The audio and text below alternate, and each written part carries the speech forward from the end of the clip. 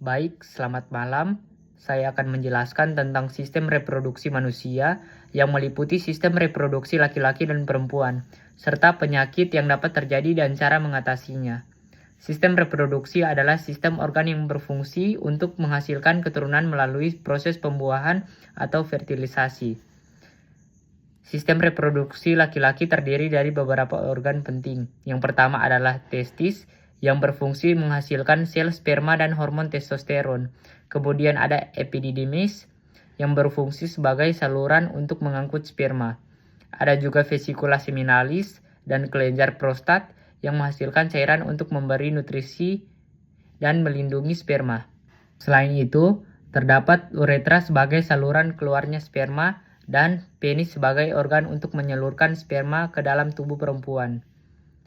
Baik, sekarang kita masuk ke penyakit pada laki-laki.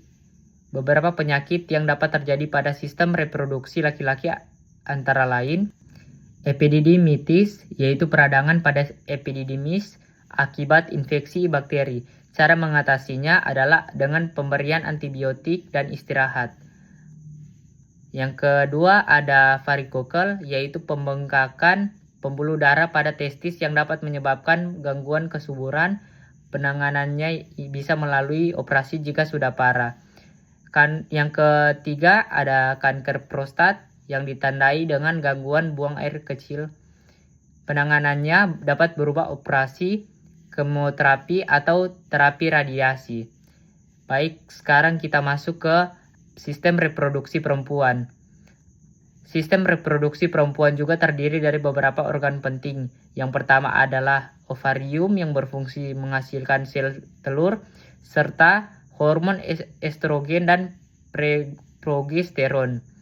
Kemudian tuba falopi yang merupakan tempat terjadinya pembuahan.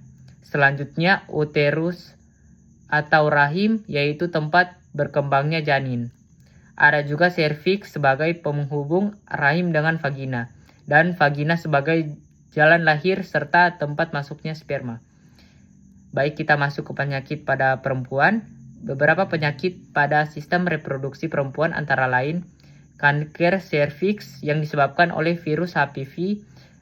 Cara pencegahannya adalah dengan vaksin HPV dengan pemeriksaan pap smear.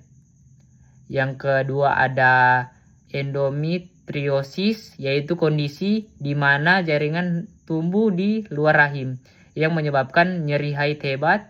Penanganannya dengan obat hormon atau operasi. Baik, yang ketiga kista ovarium, yaitu kantung berisi cairan di ovarium yang dapat menyebabkan nyeri.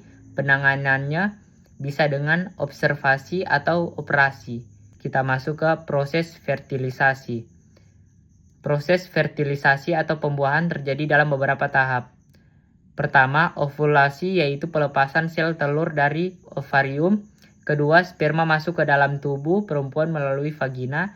Ketiga, pembuahan terjadi ketika sperma bertemu dengan sel telur di tuba falopi. Keempat, hasil pembuahan menempel di dinding rahim dan berkembang menjadi janin. Jika tidak terjadi pembuahan, maka akan terjadi menstruasi. Cara menjaga kesehatannya, untuk menjaga kesehatan sistem reproduksi, kita perlu menjaga kebersihan organ reproduksi, mengonsumsi makanan bergizi, berolahraga secara teratur, serta menghindari perilaku yang berisiko. Selain itu, pemeriksaan kesehatan secara rutin juga sangat penting untuk menjaga dari penyakit. Kesimpulannya, sistem reproduksi manusia memiliki peran penting dalam kelangsungan hidup manusia. Oleh karena itu, kita harus menjaga kesehatan organ reproduksi agar terhindar dari berbagai penyakit. Sekian penjelasan dari saya, terima kasih.